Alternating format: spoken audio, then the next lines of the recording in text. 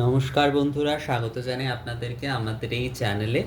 এখানে আপনারা আমাকে কয়েকজন একটু বলেছিলেন যে দাদাই ধূপ আরাত্রি করার জন্য ধূপ নিবেদন কিভাবে করতে হয় একটু যদি সহজ পদ্ধতিতে দেখান। আবার অনেকেই বলেছেন দাদা মুদ্রা আদি দিয়ে দেখান। তো আমি চেষ্টা করছি যতটা সহজভাবে দেখানো যায়, এবং মুদ্রা আদির বিষয়েও আমি ততটাই দেখানোর চেষ্টা করছি যতটা আমি জানি আর কি, এবং আমি যেভাবে শিখেছি। অনেকেই আমাকে বেলুড় মঠ আদির পদ্ধতি বলেছেন। আসলে বেলুড় মঠ হচ্ছে একটা ইনস্টিটিউশন, এবং সেখানে যারা আছেন আমার মনে হয় তারাই একমাত্র শেখাতে পারেন সেখানকার বিষয়। আমরা বাইরে থেকে শুধু দেখে বা কিছুজন ওই মানে এক অর্থে বলা যায় যে সেই জিনিসটা থেকে এক প্রকার অনুসরণ বা অনুকরণ করে শেখানো, ওটা সঠিক নয়। বরং আপনি যেটা শিখেছেন সেইটাই যদি শেখানো যায় সেটাই বরং আমার মনে হয় ভালো। সুতরাং আমিও যেটা শিখেছি আমি এখানে সেটাই আপনাদেরকে বলছি। আর এছাড়া তো বেলুড় মঠ আদির নানান পুজোর ভিডিও আদিও রয়েছে, আপনারা সেখানে সেগুলি দেখতে পারেন, এবং এ বিষয়ে অনেক জানকার রয়েছে, আপনারা তাদের কাছ থেকেও জানতে পারেন। কিন্তু আমি যতটা জেনেছি এবং শিখেছি আমি এখানে সেটাই আপনাদেরকে বলছি। তো এখানে যে একটি ত্রিকোণ মণ্ডল, এই যে ধূপ আদি রয়েছে, আমি এখানে কিছুই প্রজ্বলন করিনি, যেহেতু শুধুমাত্রই আপনাদের বোঝানোর জন্য ভিডিওটি আর কি বলতে গেলে। তো সবার প্রথমে তো এই যে যে পুষ্পাঞ্জলি আদি যা রয়েছে দিয়ে নেবেন, এবং 3বার পুষ্পাঞ্জলি বা পঞ্চ পুষ্পাঞ্জলি দেওয়া হয়। আর যদি পুষ্প আদি না থাকে সেরকম পরিমাণে আপনারা জল দিয়েও সেটি কিন্তু করতে পারেন।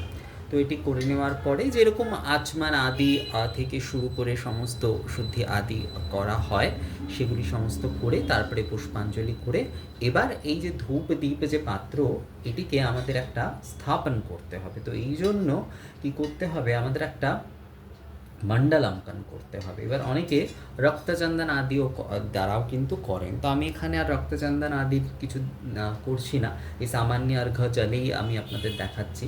তো এক্ষেত্রে কিন্তু এই যে হচ্ছে ত্রিকোণ বৃত্তীয় এবং হচ্ছে চতুষ্কোণ, এই হচ্ছে আমরা অঙ্কন করব, এবং তারপরে কিন্তু এই যে ধূপ পাত্র সেটিকে আমরা রাখবো।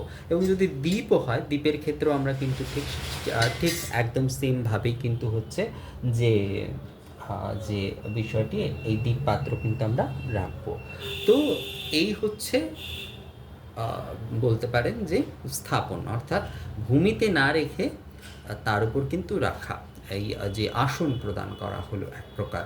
এবার হচ্ছে যে শুদ্ধ আদিকরণ, আমি সহজভাবে যতটা সম্ভব দেখাচ্ছি, এবং অনেকে আরও অনেক রকমভাবে হয়তো তারা করে থাকেন। আমি এখানে যতটা সহজভাবে সম্ভব, মানে আমি যতটা শিখেছি সেই মধ্যে যতটা সহজভাবে জানি সেটাই দেখাচ্ছি, যাতে সকলে করতে পারেন।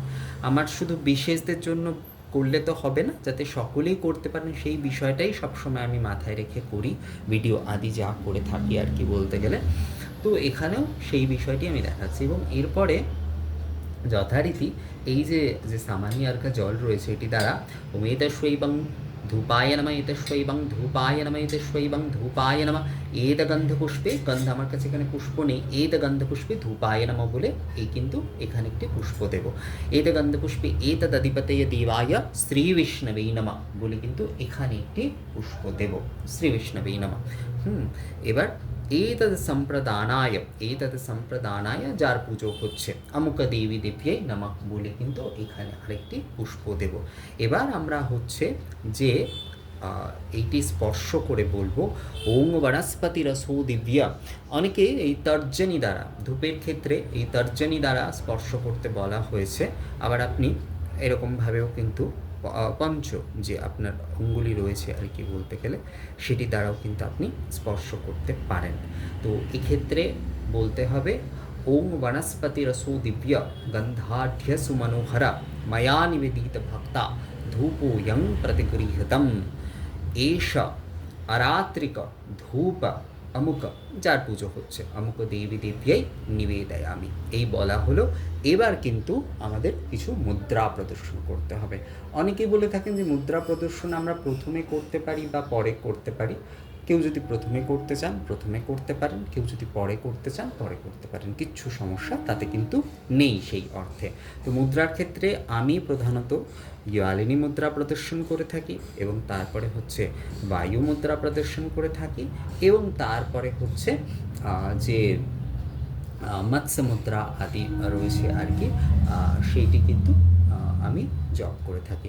এখানে অনেকে করেন কি, আমি দুটোই বলছি আপনাদের, অনেকে করেন কি অবগুণ্ঠন মুদ্রা প্রদর্শন করেন এবং অবগুণ্ঠন মুদ্রা আর পরে হচ্ছে তারা অমৃতিকরণ মুদ্রা করেন এবং তারপরে তারা মৎস্য মুদ্রা আদিতে জব আদি করেন এবং পরমীকরণ মুদ্রা আদি করিয়ে তারপরে হচ্ছে তারা কিন্তু এই ধূপ পাত্র আদি নিয়ে তারা আরাত্রিক করেন। অর্থাৎ মুদ্রা প্রদর্শনের ক্ষেত্রে আমি যেটা করে থাকি প্রধানত, আমি হচ্ছে জ্বালিনী মুদ্রা প্রদর্শন করে থাকি এবং তারপরে হচ্ছে যে বায়ু মুদ্রা সেটি প্রদর্শন করি এবং তারপরে হচ্ছে যে এ মৎস্য মুদ্রা আদি এই দিয়ে আচ্ছাদনপূর্বক যে দশধাজব সেইটি আমরা করি এবং তারপরে হচ্ছে আমি পরমীকরণ মুদ্রা আদি হচ্ছে করি এবং তারপরে হচ্ছে কিন্তু যে আরাত্রিক পাত্রটি হাতে নিয়ে কিন্তু আরাত্রিক করা হয়, আরাত্রিক পাত্রটি হাতে নিয়ে কিন্তু আমরা আরাত্রিক করে থাকি। তো এটি ধূপের ক্ষেত্রেও যেরকম দ্বীপের ক্ষেত্রেও ঠিক একই রকম নিয়ম, কিন্তু দ্বীপের ক্ষেত্রেও একই রকম নিয়ম। দ্বীপের ক্ষেত্রে আমি আর বায়ু মুদ্রা যেটি সেটি কিন্তু প্রদর্শন করি না, দ্বীপের ক্ষেত্রে বায়ু মুদ্রাটি প্রদর্শন করি না, দ্বীপের ক্ষেত্রে শুধুমাত্র জ্বালিনী মুদ্রা যেটি সেটি প্রদর্শন করে থাকি। অনেকেই আমাকে জিজ্ঞেস করেন যে দাদা অবগুণ্ঠন মুদ্রা আদির কি প্রয়োজনীয়তা আছে কি না। দেখুন, এটি হচ্ছে বললাম যে দুটি পরম্পরার ক্ষেত্রে, এক জায়গায় অবগুণ্ঠন মুদ্রা দিয়েই শুরু হয়, অবগুণ্ঠন মুদ্রা, তারপরে হচ্ছে অমৃতিকরণ মুদ্রা, তারপরে হচ্ছে দশধাজব মৎস্য মুদ্রা আচ্ছাদন করে এবং তারপরে হচ্ছে পরমীকরণ মুদ্রা করে করতে পারেন। অনেকে পরমীকরণ মুদ্রা কিন্তু করেন না। তো সেই ক্ষেত্রে এই তিনটি মুদ্রা হচ্ছে খুব আবশ্যক। এক হচ্ছে আপনার অবগুণ্ঠন মুদ্রা সেই ক্ষেত্রে আসছে, তারপরে আসছে হচ্ছে আপনার যে অমৃতিকরণ মুদ্রা এবং তারপরে মৎস্য মুদ্রা আদি আচ্ছাদন করে জপ। আবার আর একটিতে কী আসছে, জ্বালিনী মুদ্রা, বায়ু মুদ্রা, জ্বালিনী মুদ্রা, বায়ু মুদ্রা এবং হচ্ছে মৎস্য মুদ্রা আদি আচ্ছাদন করে জপ। আমি এইটি করে থাকি, আমি আপনাদের এইটি বললাম। তো এরপরে ধূপ পাত্রটি নিয়ে যথারীতি যেভাবে আরাত্রিক করার বিধি সেইভাবে আরাত্রিক করা হবে। তো এই হচ্ছে কিন্তু আরাত্রিক নিবেদনের পদ্ধতি। দ্বীপের ক্ষেত্রেও ঠিক একই রকম, দ্বীপের ক্ষেত্রেও ওমেতে শৈবং আরাত্রিক দীপমালায়নমেতে শৈবং আরাত্রিক দীপমালায়নমেতে শৈবং আরাত্রিক দীপমালায়নম এত গন্ধপুষ্প আরাত্রিক দীপমালায়নমেতে গন্ধপুষ্প এতদধিপতে দেবায় শ্রী বিষ্ণবেনমেতে এই গন্ধপুষ্প এতদ সম্প্রদানায় অমুক দেবতেভ্যে নমঃ।